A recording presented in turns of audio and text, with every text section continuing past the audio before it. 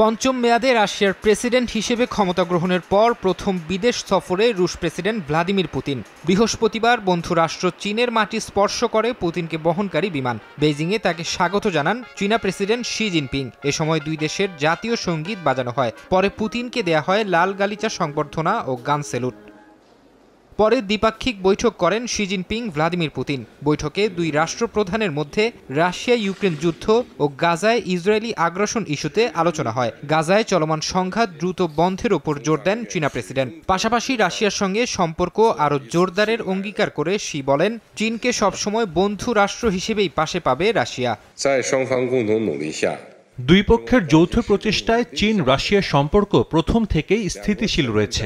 বাণিজ্য, বিনিয়োগ, জ্বালানি, সাংস্কৃতিক ও আঞ্চলিক নানা ক্ষেত্রে সহযোগিতা অব্যাহত রাখার কারণে দুই দেশের কৌশলগত সহযোগিতা আরও শক্তিশালী হয়েছে। আমরা বিশ্বব্যাপী স্থিতিশীলতা বজায় রাখতে এবং আন্তর্জাতিক সম্পর্ক উন্নয়নে সক্রিয় অবদান রেখেছি।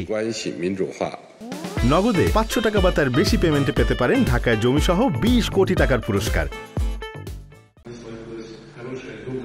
বৈঠকে পুতিন জানান, আঞ্চলিক ও বৈশ্বিক ইস্যুতে দুই দেশের কৌশল একই। ইউক্রেন সংকট নিরসনে শুরু থেকেই চীনের প্রচেষ্টার জন্য ধন্যবাদ জানান পুতিন। চীনের সঙ্গে পরমাণু কর্মসূচিতে সহযোগিতা বাড়ানোর কথাও জানান রুশ প্রেসিডেন্ট।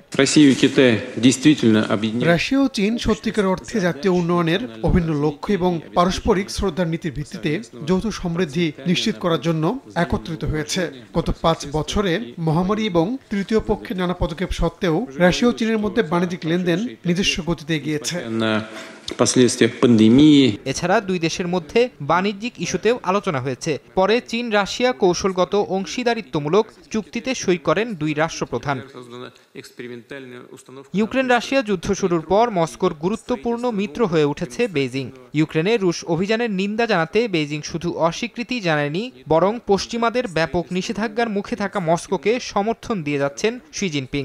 এমন পরিস্থিতিতে পুতিনের চীন সফরের দিকে তীক্ষ্ণ নজর রাখছে পশ্চিমা বিশ্ব। ফরহাদ চৌধুরী, সময় সংবাদ।